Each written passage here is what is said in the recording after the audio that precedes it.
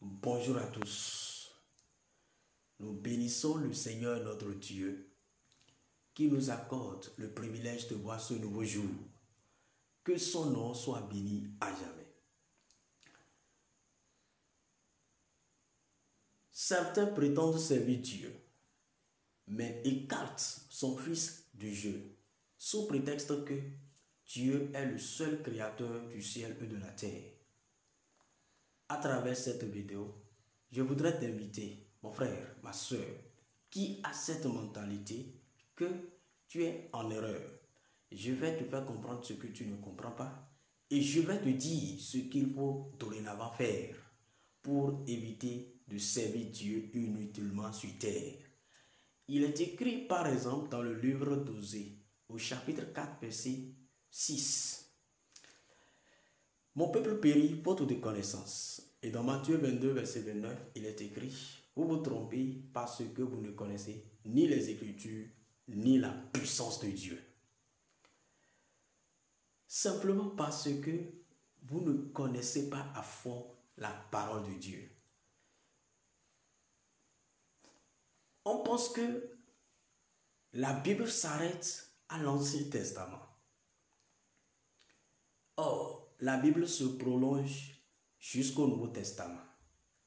Et quelqu'un qui se focalise exclusivement sur l'Ancien Testament, s'il le comprend bien, il saura que l'Ancien Testament n'est pas achevé, ne doit pas s'arrêter là. L'Ancien Testament est la préfiguration du Nouveau Testament.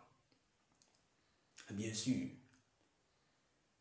toi qui contestes l'existence du Nouveau Testament, tu es en erreur. Bien évidemment, Dieu le Père détient tout pouvoir et toute autorité. Mais à partir du moment où Jésus-Christ s'est soumis jusqu'à la mort, et la mort sur la croix, Dieu l'a souverainement élevé et lui a donné le nom qui est au-dessus de tout nom. Un nom à la prononciation duquel tout genou fléchit, au ciel, sur la terre et dans les enfers. Et il a ordonné que tout le monde, toute langue, sans distinction aucune, confesse que Jésus-Christ est Seigneur à la gloire de Dieu le Père. Nous dit la lettre de Saint Paul apôtre aux Philippiens au chapitre 2, verset 6 à 11. Retiens ceci, mon frère. Dans le livre de Jean, chapitre 3, verset 16, il est écrit: Dieu a tant aimé le monde qu'il a envoyé son Fils unique, afin que quiconque croit en lui ne périsse point, mais ait la vie éternelle. Afin que quiconque croit en lui. Croire en qui? En qui? Croire en qui?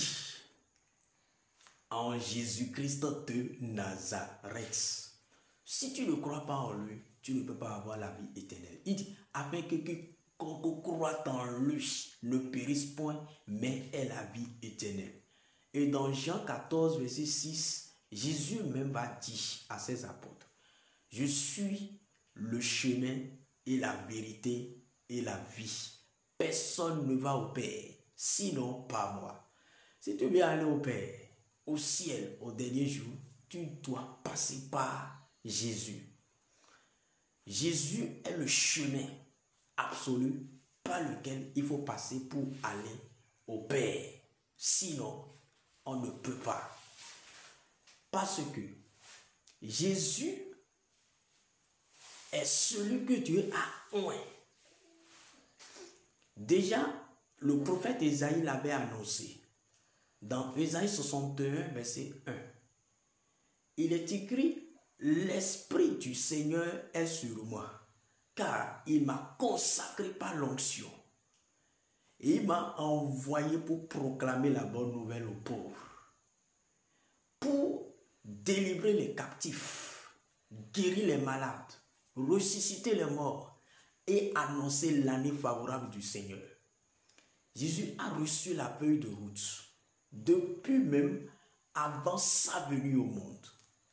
Et dans Luc 4, verset 16 à 20, Jésus a confirmé cette prophétie relatée par le prophète Ésaïe dans Ésaïe 61, verset 1. Vous voyez, Jésus a confirmé cette parole. Il a confirmé cette prophétie. Il est le seul chemin, l'unique chemin par lequel nous pouvons obtenir le salut. Dans Marc 16, Jésus va dire à ses apôtres, quand il avait fini sa mission sur terre et il devait retourner au ciel, il leur avait ordonné d'annoncer, de proclamer la bonne nouvelle partout ailleurs dans le monde entier. Et ceux qui auront cru, ils devaient proclamer la bonne nouvelle au nom de Jésus. Ceux qui auront cru et seront baptisés seront sauvés. Mais ceux qui n'auront pas cru seront condamnés. Ceux qui n'auront pas cru seront condamnés. Donc, pour éviter d'être condamné, il faut croire au Seigneur Jésus-Christ de Nazareth. Tu crois en lui et tu as le salut. Tu crois en lui, tu mets en pratique ses recommandations et tu as le salut. Tu refuses de croire en lui et tu perds le salut. Oui, tu crois en lui, tu mets en pratique ses paroles et tu as la vie éternelle. Tu refuses de croire en lui et tu perds la vie éternelle. Jésus a dit dans Jean 11, verset 25 à 26, je suis la résurrection et la vie. Celui qui croit en moi ne mourra point. Et même quand il meurt, il vivra. Celui qui croit en moi. Celui qui croit en moi. Il n'a pas dit celui qui croit au Père. Il n'a pas dit celui qui croit à l'Esprit. Parce que lui-même sait qu'il travaille en collaboration, de commun accord avec Dieu le Père et Dieu l'Esprit Saint. Mais celui qui a envoyé pour sauver l'humanité tout entière, c'est Jésus. C'est Jésus. C'est Jésus. C'est Jésus. En dehors de Jésus, il n'y a pas de salut.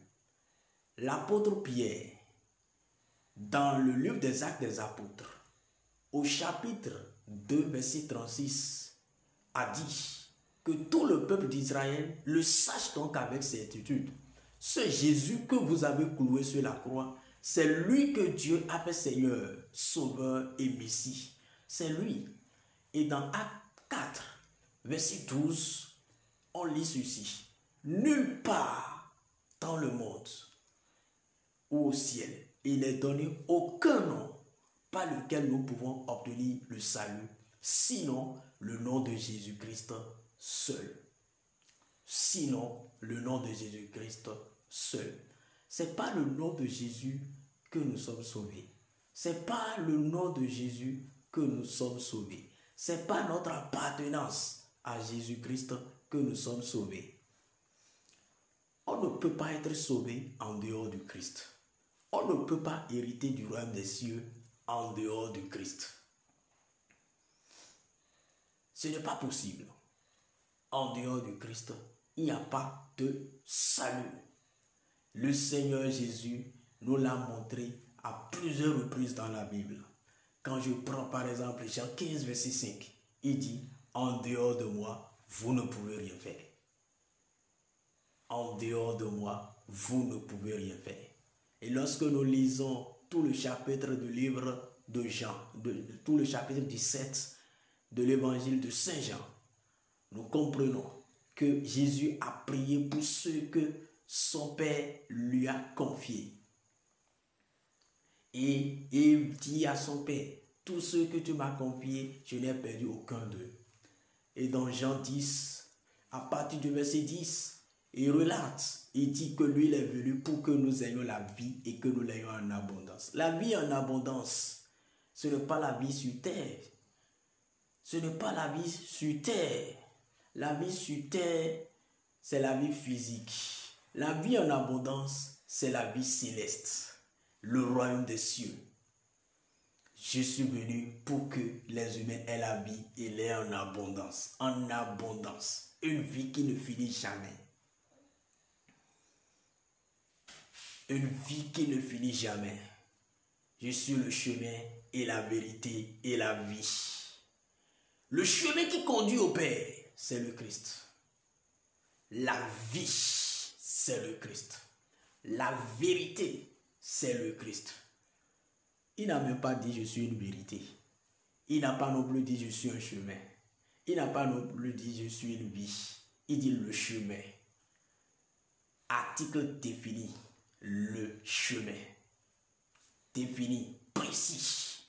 Le chemin. La vérité. La vie. Personne ne va au Père, sinon par moi. Que Dieu vous bénisse.